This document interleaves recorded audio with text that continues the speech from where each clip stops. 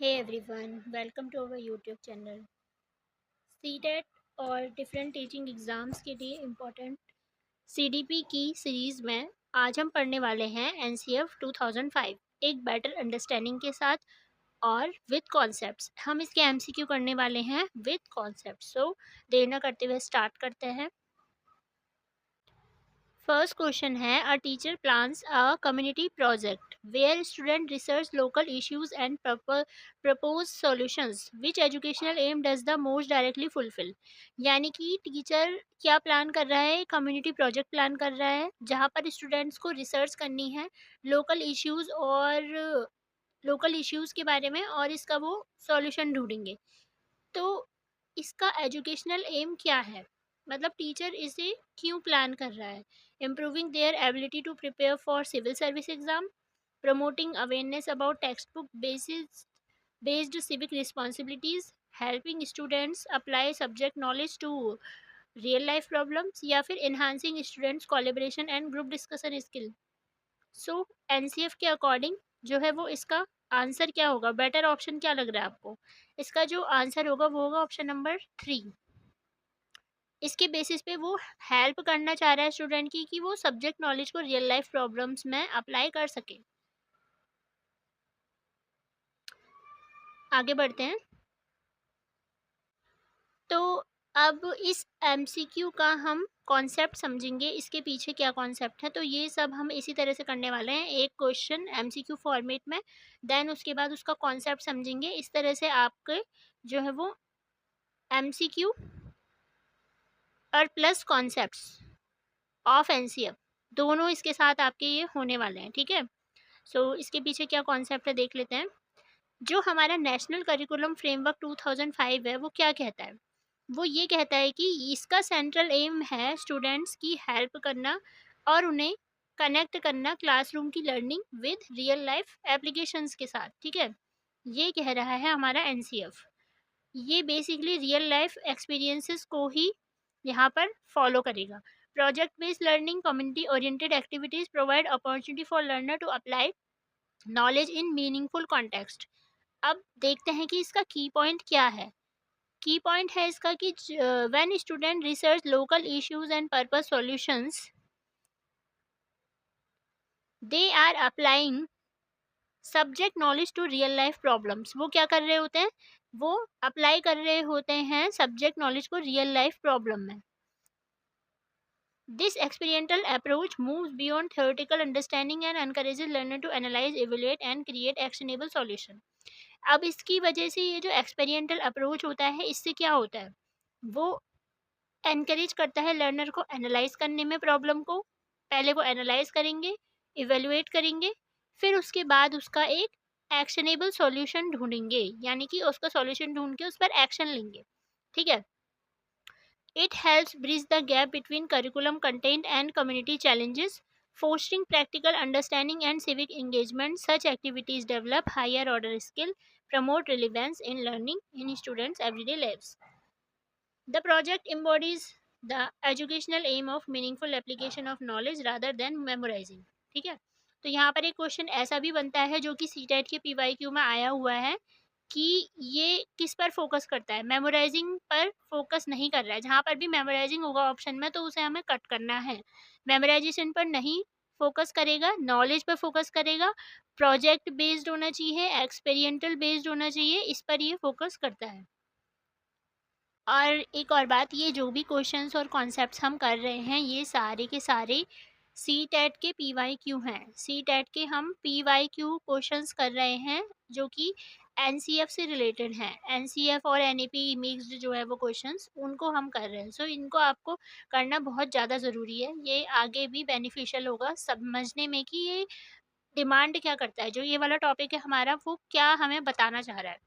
सो अगला क्वेश्चन जो है इसमें वो एनसीएफ 2023 से लिया गया है, क्योंकि एनसीएफ 2005 के बाद अब जब एनईपी 2020 आई तो एनसीएफ भी हमारा न्यू आया है 2023, जो कि हम नेक्स्ट अपने लेक्चर में कवर करेंगे। सो ये एक क्वेश्चन आपका वहाँ से है, देख लेते हैं। एनसीएफ 2023 के लिए एनईपी 2020 से क्या दृष्टिकोण लिया गया था। ठीक है? 2023 से 2020 वो जो हम बात कर रहे हैं उसमें क्या दृष्टिकोण लिया गया है?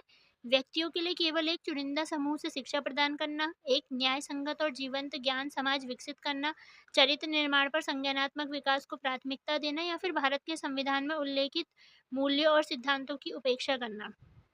तो इसका करेक्ट आंसर रहने वाला है हमारा ऑप्शन नंबर 2, एक न्याय संगत और जीवंत ज्ञान समाज विकसित करना। अब देख लेते हैं इसका डिटेल सॉल्यूशन। सो जो हमारी राष्ट्रीय शिक्षा नीति एनईपी 2020 है, भारत में शिक्षा के लिए एक नीतिगत ढांचा है। इसे 2020 में शिक्षा मंत्रालय द्वारा जारी किया गया था। एनईपी 2020 भारत में शिक्षा के लिए एक दृष्टि निर्धारित करता है। यह पाठ्यक्रम शिक्षा शास्त्र और आकलन पर मार्गदर्शन भी करता है। तो देखो इसका जो है वो प्रमुख दृष्टिकोण ये है कि समान और जीवंत ज्ञान सबको मिलना चाहिए। सभी के लिए शिक्षा जो है वो मिलनी चाहिए, चाहे उनका कोई भी कोई भी उनका बैकग्राउंड हो, पृष्ठभूमि कोई भी हो, आर्थिक रूप से न्याय हमें करना है सभी के साथ, सामाजिक रूप से भी। और शिक्षा पे हमारा मेन फोकस है कि वो उच्च गुणवत्तापूर्ण होनी चाहिए, ठीक है? और ज्ञान से लैस होना चाहिए। तो एनसीएफ 2023 क्या कहता है कि ये कहता है कि स्कूली लक्ष्यों को हमें और उद्देश्यों को निर्धारित करना है पहले से, जिसमें हमें करिकुलम को और टीचिंग मेथड्स को और इवोल्यूशन को, इन सबको जो है इन सब पर फोकस करना है। आगे के की पॉइंट्स आप पॉज करके पढ़ सकते हैं या फिर इसका स्क्रीनशॉट ले सकते हैं, ये भी काफ़ी इंपॉर्टेंट है। तो चलते हैं नेक्स्ट क्वेश्चन की तरफ। Which of the following statement is among the guiding principle mentioned in the NCF 2005? इसमें से कौन सा जो है हमारा NCF का वो गाइडिंग प्रिंसिपल है? ठीक है, तो education should be text book centred, examination should be conducted in a neutral manner, knowledge should be connected to the world outside the school, emphasis should be placed on rote learning in education। तो देखिए इसमें हमें पहचानना है सबसे पहले तो negative जो हमारा सेंटेंस होगा, नेगेटिव वर्ड होगा, वहां पर हमें उसे इग्नोर करेंगे। यहाँ पर ये बात कर रहा है टेक्स्ट बुक सेंटर्ड की, तो टेक्स्ट बुक सेंटर्ड तो हमारा नहीं होना चाहिए, तो ये रॉन्ग है। Examination should be conducted in neutral manner, neutral manner ये भी नहीं होगा। Knowledge should be connected to the world outside the school, ये बात करता है कि स्कूल से, क्लासरूम से बाहर से भी हमें नॉलेज को कनेक्ट करना है। So option number 3 is our correct answer. इसके डिटेल सॉल्यूशन की अगर बात करें तो डिटेल सॉल्यूशन क्या कहता है कि जो एनसीएफ 2005 है वो एनसीईआरटी ने डेवलप किया था। एनसीईआरटी ने इसे डेवलप किया था गाइड करने के लिए, रिफॉर्म करने के लिए। It promotes a learner centred approach, encourages critical thinking, creativity, understanding over the road memorisation. इसको आपको ऐसे ही पूरा समझ लेना है कि क्रिटिकल थिंकिंग हमारी आनी चाहिए, क्रिएटिविटी आनी चाहिए, understanding over the road memorisation. और हाँ, टेक्स्ट बुक फोकस्ड या टेक्स्ट बुक सेंटर्ड भी ये हमें नहीं रहना है, ठीक है? एग्जामिनेशन जो हमारा होना चाहिए वो क्या होना चाहिए, समेटिव टू फॉर्मेटिव की बात करता है, ठीक है? और जो हमारा सीसीई यानी कि कॉन्टिन्यूस एंड कॉम्प्रिहेंसिव इवोल्यूशन, इन सब की भी बात करता है। तो ये सब कीवर्ड्स हैं। वीडियो के बाद में मैं आपको कुछ कीवर्ड्स बता दूंगी नेक्स्ट वीडियो में भी, नेक्स्ट वीडियो में जिन कीवर्ड्स को देखते ही हमें उन्हीं को टिक करना है। जैसे कि सीसीई पर फोकस करेगा हमारा, और क्या बताया कि फॉर्मेटिव इवोल्यूशन पर, फॉर्मेटिव एवोल्यूशन, और हमारा जो भी है होलिस्टिक डेवलपमेंट पर। ये कुछ कीवर्ड्स हैं, इन पर ये जो हमारी अभी मॉडर्न एजुकेशन पॉलिसी आई है वो फोकस करती है। Dash theory is premised of the NCF 2005 and of the environmental studies curriculum. So experimentalism है क्या इसका आंसर? सोशल कंस्ट्रक्टिविस्ट, कॉग्निविस्ट या फिर behaviourism?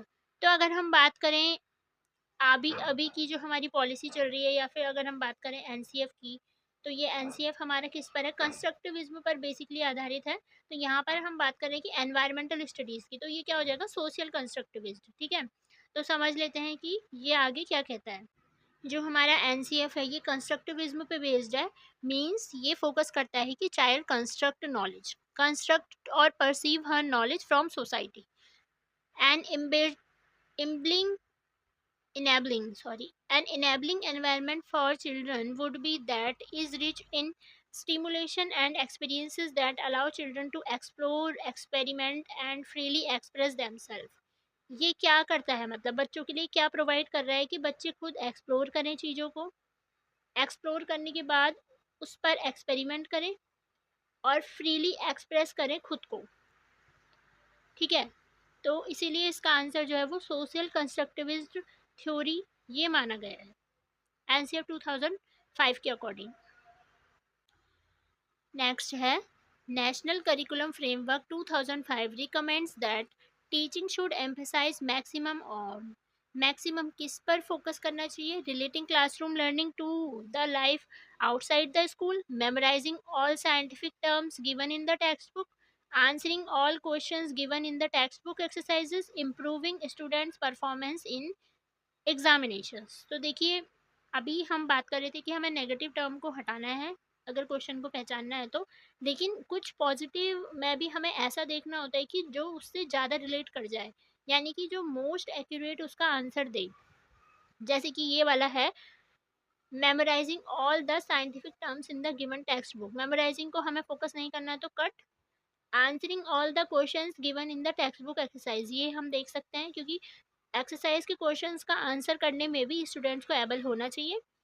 Improving students performance in the examination, इसके लिए भी स्टूडेंट्स को एबल होना चाहिए और यही हम चाहते हैं कि उनका जो परफॉर्मेंस है एग्जामिनेशंस में वो अच्छा रहे। सो ये भी पॉजिटिव है एक तरह से, ये भी पॉजिटिव है, लेकिन जो फर्स्ट ऑप्शन है relating classroom learning to life outside the school, यानी कि क्लास और स्कूल की बाउंड्री के बाहर भी बच्चे लाइफ को जो चल रही है चीज़ें उनको रिलेट करें और उसके बाद वो लर्निंग करें। तो ये मोस्ट एक्यूरेट है हमारा answer according to the NCF 2005, क्योंकि अगर ये होगा कि बच्चे आउटसाइड से चीज़ों को रिलेट करके पढ़ेंगे तो वो आंसर भी कर पाएंगे एक्सरसाइज को जो हमारी टेक्स्ट बुक में है और इम्प्रूव हो जाएगी उनकी overall performance.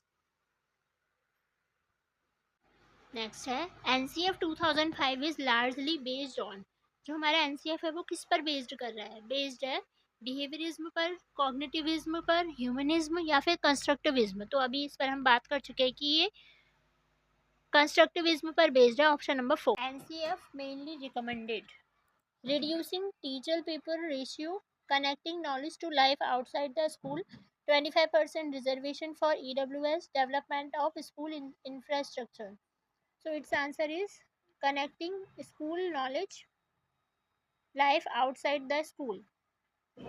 Dash for school education as developed by NCERT 2000 has given a new term work education instead of earlier name work experiences. National Curricular Framework, Central Advisory Board of Education, State Board of Education या फिर national education policy. तो NCERT ने develop किया किसको, new term work education. ये जो हमारा new term work education है ये और कुछ नहीं, जबकि बात हो रही है किसकी, हमारे एनसीएफ की। तो यहाँ से ये पॉइंट निकल करके आता है कि एनसीईआरटी ने क्या डेवलप किया था, हमारा NCF. NCF for school education as developed by NCERT 2000 has given a new term work education instead of earlier name work experience। पहले इसका नेम क्या था, वर्क एक्सपीरियंस था इसका नेम, तो वर्क एजुकेशन नाम दे दिया इसका, ठीक है। Work related education is made an integral component curriculum in the form of work experience, work education, SUPW, craft education, life oriented education, pre vocational education and generic education। अगला एक बहुत important concept है हमारा, up to class 2 the NCF 2005 prescribe no homework and after that how many hours a week from the class 3। देखो NCF 2005 ने क्या बोला है कि क्लास फर्स्ट और सेकंड में जो बच्चे होंगे उनको होमवर्क नहीं दिया जाएगा, नो होमवर्क पॉलिसी, ठीक है, नो होमवर्क। लेकिन क्लास थर्ड से कितना आवर्स पर वीक में कितना आवर्स होमवर्क उनको मिलना चाहिए, तो इसका आंसर है ऑप्शन नंबर 2 आवर्स। अब इसके साथ ही हम आगे देख लेते हैं कि इसके अकॉर्डिंग कौन सी क्लास को कितना होमवर्क दिया जाना चाहिए। तो देखिए, no homework should be given up to class 2 and 2 hours for a week from class 3। A reasonable, इसके पीछे कॉन्सेप्ट ये है कि reasonable amount of homework and revision in the school will destress the learners life outside the school. तो homework उनकी psychology और उनकी उनके मेंटल लेवल के अकॉर्डिंग ही उनको दिया जाना चाहिए, ज़्यादा स्ट्रेसफुल भी नहीं होना चाहिए, इस पर ये बात करता है। यहाँ पर एक टेबल है, इस टेबल में आप देख सकते हैं कि टोटल होमवर्क टाइम इसमें मेंशन किया हुआ है according to NCF. Primary level पर 2 क्लास तक no homework 0 hours, third class से 2 hours a week, middle level जो है हमारा 6, 7 एंड 8। देखिए वीकली पर्पस पे यहाँ पे वीकली बेसिस पे दिया गया है, यहाँ पर क्या है कि 1 आवर अ डे। 6, 7, 8 में क्या करना है, 1 आवर अ डे अप्रॉक्स, यानी कि 4 to 6 आवर्स तक का होमवर्क दिया जाना चाहिए। सेकेंडरी और हायर 10th, 11th और 12th में 2 आवर्स अ डे।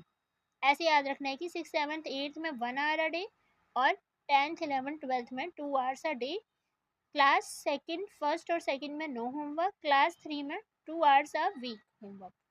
तो यहाँ पर ये हमारा आज का एनसीएफ का टॉपिक होता है कंप्लीट। और इसके बाद हम इसमें ऐड करेंगे नो टू लीड, यानी कि हमारा एक मैजिकल कॉन्सेप्ट। मैजिकल कॉन्सेप्ट में हर वीडियो के बाद हम कुछ एक्स्ट्रा आपको बताएंगे, कुछ भी वो इम्पोर्टेंट टॉपिक हो सकता है। तो देखते हैं कि आज का मैजिकल कॉन्सेप्ट क्या है। आज का नो टू लीड कॉन्सेप्ट है types of curriculum, curriculum and its types, जहाँ से भी एक दो क्वेश्चन हमेशा पूछे जाते हैं और जो कि बिल्कुल कॉन्सेप्ट बेस्ड होते हैं। Curriculum in education, curriculum is broadly defined as the totality of student experiences that occur in the educational process. Some types of curriculum की अगर बात करें तो सब्जेक्ट बेस्ड करिकुलम होता है, जिसमें क्या होता है कि एक हमारा करिकुलम जो है सब्जेक्ट्स पे डिसाइड होता है, जैसे कि हम क्या क्या पढ़ेंगे। मैथ्स और हिस्ट्री क्लास के अकॉर्डिंग, जैसे बात करें हम छोटी क्लासेस में तो ईवीएस आ जाता है, लेकिन वहीं बड़ी क्लासेस में वो डिवाइड किस में हो जाता है, एसएसटी में। मैथ्स और हिस्ट्री सब्जेक्ट्स की बात हुई है, तो यहाँ पर सब्जेक्ट बेस्ड करिकुलम हो गया। सेकंड है हमारा learner based curriculum. Learner centred curriculum उनकी साइकोलॉजी को और उनकी नीड्स को ध्यान में रखते हुए डिज़ाइन किया जाता है। फर्स्ट है सब्जेक्ट बेस्ड, सेकंड है लर्नर बेस्ड करिकुलम।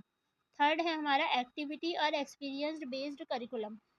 जब हम किसी करिकुलम को या किसी टॉपिक को एक्टिविटी के फॉर्म में समझाएं या एक्टिविटी करा करके एक्सपीरियंस के बेस पे उन्हें सिखाएं, तो इसे कहते हैं एक्सपीरियंस बेस्ड करिकुलम, जिसमें hands on activities, hands on projects हम रखते हैं। जैसे कि क्लास में कुछ हम या फिर होमवर्क में कुछ असेसमेंट करने के लिए देते हैं, असाइनमेंट टाइप्स, तो वो प्रोजेक्ट्स करने के लिए देते हैं, तो ये इसके अंदर आता है। इससे जो है बच्चे की वो स्किल भी डेवलप होती है। Over explicit written curriculum, the written curriculum is a practicable plan as it is a result of compromise between the ideals recommended by the experts and the real life situation suggested by the teacher, people and parents. ठीक है, तो जो written curriculum होता है उसमें हमारा क्या है कि हम एक सिलेबस पहले से प्री डिफाइन कर देते हैं कि हिंदी के अंदर आपको ये पढ़ना है, व्याकरण में आपका ये है सिलेबस। तो जो रिटन करिकुलम होता है वो बिल्कुल उसी फॉर्म में होता है और उन्हीं को हम कवर करते हुए चलते हैं, जो कि बच्चे के पेरेंट्स को भी पता होता है। नेक्स्ट है hidden, implicit, covert, silent, invisible curriculum. ये इसके इतने सारे नेम है। Hidden curriculum is all those things that we teach in the school that are not written down in the syllabus document. कुछ चीज़ें हमारी ऐसी होती है जो रिटन फॉर्म में नहीं होती है, पर हम कहीं ना कहीं बच्चे को वो चीज़ें सिखा रहे होते हैं। जैसे कि हमारे कल्चरल जो भी इवेंट्स हैं उसमें हम कुछ एक्टिविटीज़ ऐसी करा रहे होते हैं, जैसे कि प्ले वगैरह, ये सब चीज़ें हम सिखा रहे होते हैं। ये कहीं सिलेबस में मेंशन नहीं है, पर इससे भी बच्चे कुछ ना कुछ सीख रहे होते हैं। नल curriculum, the null curriculum in which is not taught. Sometimes the teacher ignores some content or skill deliberately or unknowingly. A teacher may consider some ideas unimportant and ignore them. कुछ चीज़ें ऐसी होती हैं जो हमारे करिकुलम में होती हैं या फिर कहीं पे कुछ मेंशन नहीं भी है तब भी टीचर उनको इग्नोर करते हुए चलता है, तो इसे कहते हैं नल करिकुलम। या फिर इसका दूसरा नाम क्या है, ज़ीरो करिकुलम। ज़ीरो करिकुलम जिसमें लर्निंग भी क्या होती है, ज़ीरो, जो कि अनइम्पॉर्टेंट होता है। Emergent curriculum, emergent curriculum is based on the premise that children are more successful at learning when curriculum experiences account for their interest, strength, need and lived realities. Emergent curriculum का मतलब है कि कुछ चीज़ें इस पर बेस्ड होती है कि बच्चे का अगर जिस चीज़ में इंटरेस्ट है, उसकी जो स्ट्रेंथ है, वो नीड है, अगर वो हम बच्चे को सिखा दें उस टाइम पे, तो तब जो है वो उसकी लर्निंग ज़्यादा होगी और वो उसमें ज़्यादा सक्सेसफुल हो पाएगा। तो ये होता है इमर्जेंट करिकुलम। और ये हमने कुछ टाइप्स पढ़े, क्या क्या थे एक बार फिर से नेम के अकॉर्डिंग देख लेते हैं। Subject based curriculum, learner based curriculum, activity experience based, overt implicit written curriculum, hidden implicit covert, silent invisible curriculum, null curriculum या फिर इमरजेंट करिकुलम। तो ये था आज का हमारा नो टू लीड टॉपिक। इसी के साथ हमारा एनसीएफ भी होता है 2005 कंप्लीट। एनसीएफ 2005 कंप्लीट होता है और इसके बाद हम देखेंगे कि आगे जो हमारे टॉपिक हैं जैसे कि एनसीएफ 2023 और अदर इम्पोर्टेंट फैक्चुअल टॉपिक्स और उसके पीवाईक्यू।